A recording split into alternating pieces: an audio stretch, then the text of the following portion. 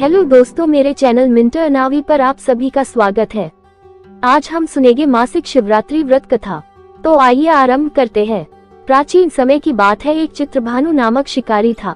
वह शिकार करके उसे बेचता और अपने परिवार का पेट भरता।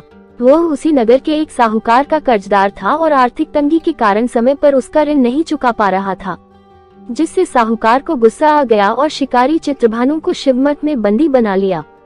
संयोगवश उसी दिन मासिक शिवरात्रि थी, जिस कारण शिव मंदिर में भजन व कीर्तन हो रहे थे और बंदी शिकारी चित्रभानु पूरी रात भगवान शिव जी के भजनों व कथा का आनंद लेता रहा। सुबह होते ही साहूकार ने उसे अपने पास बुलाया और ऋण चुकाने के लिए कहा।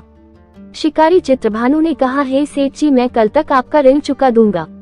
उसका यह वचन सुनकर सेठ जी ने उसे छोड़ दिया, जिसके बाद शिकारी चित्रभानु शिकार के लिए जंगल में चला गया, किंतु पूरी रात बंदी गृह में भूखा व प्यासा होने के कारण वह थक गया और व्याकुल हो गया।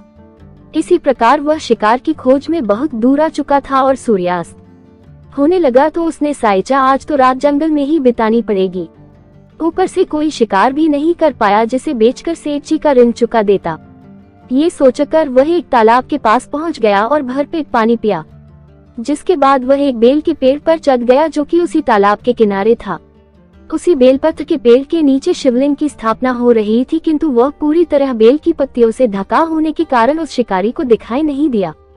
शिकारी चित्रभानु पेड़ पर बैठने के लिए बेल की टहनियां व पत्ते तोड़कर नीचे गिराने लगा। संयोगवश वो सभी टहनियां व पत्ते शिवलिंग पर गिरते रहे। इस प्रकार शिकारी चित्रभानु रात्रि से लेकर पूरे दिन भर का भूखा प्यासा रहा और इसी प्रकार उसका मासिक शिवरात्रि का व्रत हो गया। कुछ समय बाद उस तालाब पर पानी पीने के लिए एक गर्भवती हिरनी आई और पानी पीने लगी।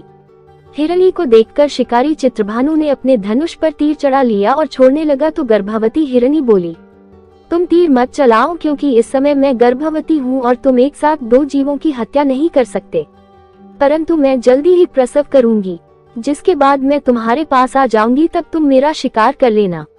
उस हिरनी की बात सुनकर चित्रभानु ने अपने धनुष को ढीला कर लिया। इतने में वह हिरनी झाड़ियों में लुप्त हो गई। ऐसे में जब शिकारी ने अपने धनुष की प्रत्यंचा चढ़ाई और ढीली करी तो उसी दौरान कुछ बेलपत्र के पत्ते झड़कर शिवलिंग के ऊपर गिर गए और ऐसे में शिकारी के हाथों से प्रथम पहर की पूजा भी हो गई। कुछ समय बाद जब दूसरी हिरनी झाड़ियों में से निकली तो उसे देखकर शिकारी की खुशी का ठिकाना ही नहीं रहा। चित्रभानु ने उस हिरनी का शिकार करने के लिए अपना धनुष उठाया और तीर छोड़ने लगा तो हिरनी बोली, हे शिकारी, आप मुझे मत मारो, मैं अभी ऋतु से निकली हूँ और अपने पति से बिछड़ गई। उसी को ढूंढती हुई मैं यहाँ तक आ पहुंची। मैं अपने पति से भेंट कर लूं, उसके बाद तुम मेरा शिकार कर लेना। ये कहकर वह हिरनी वहां से चली गई। शिकारी चित्रभानु अपना 2 बार शिकार खोकर बड़ा दुखी हुआ और चिंता में पड़ गया, सेठ जी का ऋण कहाँ से चुकाऊंगा। जब शिकारी ने दूसरी हिरनी का शिकार करने के लिए धनुष पर प्रत्यंचा चढ़ाई तो फिर कुछ बेलपत्र के पत्ते झड़कर शिवलिंग के ऊपर गिर गए। ऐसे में पूजा का दूसरा प्रहर भी संपन्न हो गया। ऐसे में अर्धरात्रि बीत गई और कुछ समय बाद एक हिरनी अपने बच्चों के साथ तालाब पर पानी पीने के लिए आई। चित्रभानु ने जरा भी देरी नहीं की और धनुष पर प्रत्यंचा चढ़ाई और तीर को छोड़ने लगा। इतने में वह हिरनी बोली, हे शिकारी, आप मुझे अभी मत मारो, यदि मैं मर गई तो मेरे बच्चे अनाथ हो जाएंगे। मैं इन बच्चों को इनके पिता के पास छोड़ा जाऊं, जिसके बाद तुम मेरा शिकार कर लेना। उस हिरनी की बात सुनकर शिकारी चित्रभानु जोर जोर से हंसने लगा और बोला, सामने आए शिकार को कैसे छोड़ सकता हूँ। मैं इतना भी मूर्ख नहीं हूँ, क्योंकि 2 बार मैंने अपना शिकार खो दिया है, अब तीसरी बार नहीं। हिरनी बोली, जिस प्रकार तुम्हें अपने बच्चों की चिंता सता रही है, उसी प्रकार मुझे अपने बच्चों की चिंता हो रही है। पिता के पास छोड़कर वापस आ जाऊंगी, जिसके बाद तुम मेरा शिकार कर लेना। मेरा विश्वास कीजिए शिकारी राज। हिरनी की बात सुनकर शिकारी को दया आ गई और उसे जाने दिया। ऐसे में पूर्व प्रकार शिकारी के हाथों से तीसरे प्रहर की पूजा भी हो गई। कुछ समय बाद एक मृग वहां पर आया। उसे देखकर चित्रभानु ने अपना तीर धनुष उठाया और उसे शिकार के लिए छोड़ने लगा। तो वह मृग बड़ी नम्रता पूर्वक बोला, हे शिकारी, यदि तुमने मेरी 3 पत्नियों और छोटे बच्चों को मार दिया तो मुझे भी मार दो, क्योंकि उनके बिना मेरा इस दुनिया में कोई नहीं है। यदि तुमने उनको नहीं मारा है तो मुझे जाने दो, क्योंकि मैं उन 3 हिरनियों का पति हूँ और वो मेरी ही तलाश कर रही है। यदि मैं उन्हें नहीं मिला तो वो सभी मर जाएंगे। मैं उन सभी से मिलने के बाद तुम्हारे पास आ जाऊंगा, जिसके बाद तुम मेरा शिकार कर सकते हो। उस मृग की बात सुनकर शिकारी को पूरी रात का घटनाचक्र समझ आ गया और उसने पूरी बात उस मृग को बता दी।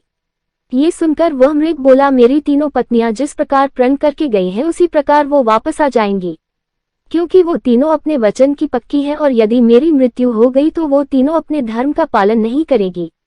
मैं अपने पूरे परिवार के साथ शीघ्र ही तुम्हारे सामने आ जाऊंगा, कृपा करके अभी मुझे जाने दो। शिकारी चित्रभानु ने उस मृग को भी जाने दिया और इस प्रकार अनजाने में उस शिकारी से भगवान शिवजी की पूजा संपन्न हो गई, जिसके बाद शिकारी का हृदय बदल गया और उसके मन में भक्ति की भावना उत्पन्न हो गई। कुछ समय बाद मृग अपने पूरे परिवार अर्थात तीनों हिरनी व बच्चों के साथ उस शिकारी के पास आ गया और कहा कि हम अपनी प्रतिज्ञा अनुसार यहाँ आ गए, अब आप हमारा शिकार कर सकते हैं। शिकारी चित्रभानु का जंगल के पशुओं की सच्ची भावना को देखकर हृदय पूरी तरह पिघल गया और उसी दिन से उसने शिकार करना छोड़ दिया। दूसरे दिन प्रातः होते ही सेठ जी का ऋण किसी और से उधार लेकर चुकाया और स्वयं मेहनत करके अपना जीवन यापन करने लगा। जब शिकारी चित्रभानु की मृत्यु हुई तो उसे यमदूत लेने आए, किंतु शिव दूतों ने उन्हें भगा दिया और उसे शिवलोक ले गए। इसी प्रकार उसे मोक्ष की प्राप्ति हुई। दोस्तों, आज की इस वीडियो में हमने आपको मासिक शिवरात्रि व्रत कथा के बारे में बताया है। यदि आपको हमारे द्वारा सुनाई गई कथा पसंद आई हो तो इस वीडियो को लाइक करें व अपने मिलने वालों के पास शेयर जरूर करें। धन्यवाद।